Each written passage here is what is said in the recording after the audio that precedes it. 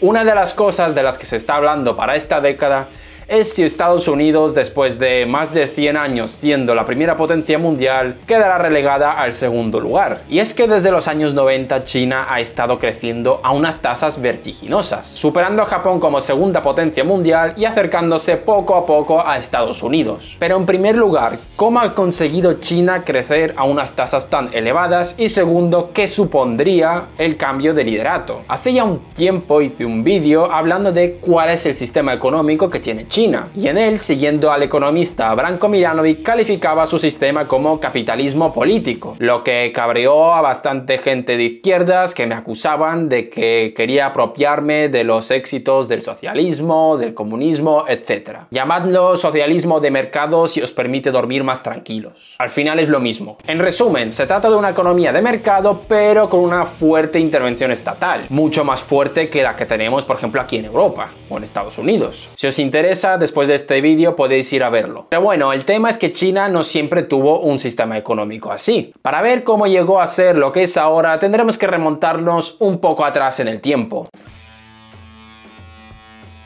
Probablemente si eres de España, en Latinoamérica no sé cómo va la cosa, dejadme en los comentarios a ver cómo es ahí, tendrás una visión bastante eurocéntrica de la historia, ya que casi toda la historia que nos enseñan pivota alrededor de lo que ha pasado en Europa. Lo que lleva a pensar algunas veces que China es un país que, ¡boom!, de repente apareció ahí en la segunda mitad del siglo XX y nadie sabe por qué. Pues no, China fue un país bastante importante a nivel económico a lo largo de casi toda la historia. Solo por poner un ejemplo, China en el siglo XVII junto a India fueron las potencias mundiales en cuanto a producción de algodón, lo que ahora mismo a lo mejor os parece algo trivial, pero en aquella época fue muy importante. Pero por motivos en los cuales no me voy a meter, China no quiso subirse al carro de la revolución industrial y acabó quedando por detrás de Occidente. Y no fue hasta la segunda mitad del siglo XX donde China volvía a aparecer en el espectro geopolítico. Concretamente en el 1949, cuando el comunismo se hizo con el poder. A ver, aviso a navegantes y os digo que me voy a pasar por alto pues todos los crímenes, asesinatos, hambrunas y demás que han habido en esa época. Que sí, que las ha habido y que es condenable. Pero este no es el canal para tratar este tema. Gracias de antemano. Y volviendo al tema. Bajo el mandato del Partido Comunista, de la mano de Mao Zedong, siguieron bastante la línea del desarrollo soviético. Se colectivizaron las granjas, las industrias pasaron a ser de propiedad estatal, empezaron a haber planes estatales de cuotas de producción, fijación de precios, etc. A nivel económico, las políticas no han dado malos resultados. Tampoco eran para tirar cohetes y en parte normal, ya que cuando subió el Partido Comunista al poder, China era un país bastante subdesarrollado, entonces era relativamente fácil volver a levantarlo. Pero aún así, sentaron bastantes bases industriales que serán muy importantes de cara al futuro y la renta per cápita se duplicó entre 1950 y 1978. La época de Mao Zedong la voy a pasar así, muy a brocha gorda, ya que lo que nos interesa es en el 1978 cuando llega al poder Deng Xiaoping, donde nos vamos a encontrar esa disrupción en el crecimiento de China. El nuevo líder quería pues modernizar el país y alcanzar a Occidente, pero diferir un poco de esa vía occidental hacia el desarrollo, que estaba marcado básicamente por Estados Unidos mediante el consenso de Washington, que estaréis viendo en pantalla pues los puntos básicos que representa ese consenso, que es lo básico que escuchamos pues de los economistas de corte más liberal: bajos impuestos, empresas privadas, bajos aranceles, propiedad privada, etc. Deng Xiaoping no quiso aplicar esas terapias de choque y decidió hacer algo intermedio. Hablemos primero de las reformas que se han hecho en la agricultura.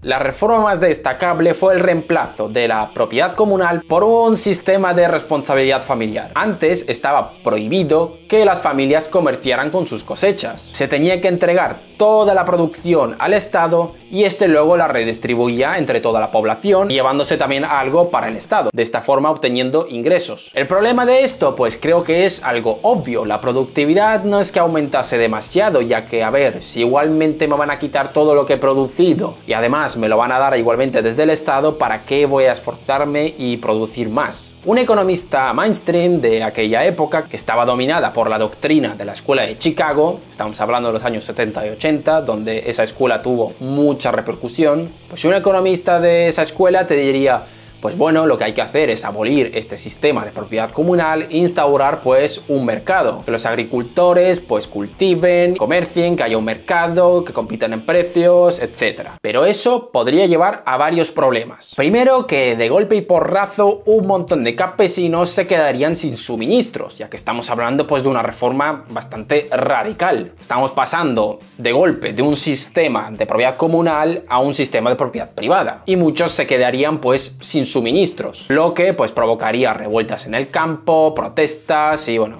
efectos no muy deseables. Y por otro lado, una gran caída de los ingresos del Estado, provocando déficits, lo que llevaría pues a hacer políticas de emisión de dinero para poder cubrir esos déficits y el peligro de una hiperinflación. Era bastante peligroso hacer eso. Así que las autoridades dijeron, a ver, no nos precipitemos. Y recurrieron a ese sistema de responsabilidad familiar. ¿Qué consiste? Que igual que antes se tenían que entregar unas cuotas fijas al Estado, pero ahora los agricultores podrían comerciar con los excedentes, lo que te sobra, de esta forma creando un mercado y generando incentivos para que se produzca más. Y la política fue un éxito. El PIB creado por la producción agrícola pasó de un 4,9% a un 8,8%. Y también hay que mencionar que gran parte del éxito de esta política no fue solamente por el nuevo sistema de responsabilidad familiar, sino también por las infraestructuras que se dejaron en el gobierno anterior. Entre 1950 y 1960 aumentó mucho la superficie irrigada en China, gracias a los planes estatales. Pasemos ahora a política industrial.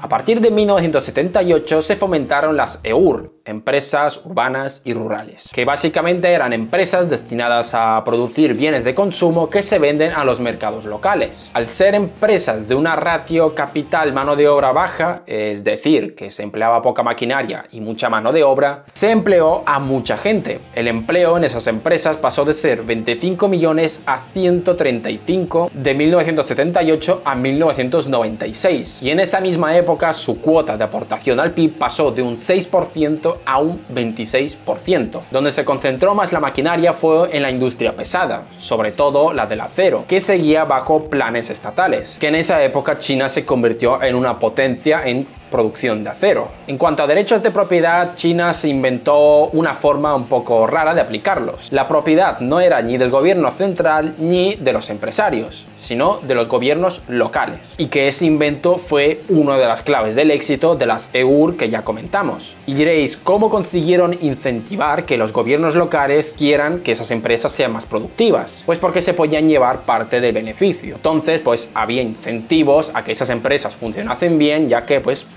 tendría más ingresos. Y por último, hablemos de política comercial. Aquí China también fue a su bola, pasándose por el forro las recomendaciones de la Organización Mundial del Comercio. Los chinos volvieron a crear sus propias normas. Hasta los años 90 China siguió siendo un país bastante cerrado, con fuertes limitaciones a importaciones, grandes aranceles, etc. Pero a partir de los 90 China poco a poco se empezó a abrir al comercio, pero no de una forma radical, ya que una apertura radical hacia el comercio pondría en peligro a las empresas públicas. Y si llegan a quebrar las empresas públicas, pues aumentaría el desempleo, caerían los ingresos y volvería a pasar lo mismo que con la agricultura. Gente descontenta, revueltas, déficit en las cuentas públicas, tener que recurrir a emisión monetaria, etc. Así que se inventaron las zonas especiales, que eran zonas cerradas destinadas a atraer inversión extranjera, en las que básicamente tenían pues ventajas fiscales y de costes, pero podían instalarse ahí siempre y cuando favoreciera a los intereses nacionales, es decir, que primero se fomente el mercado local.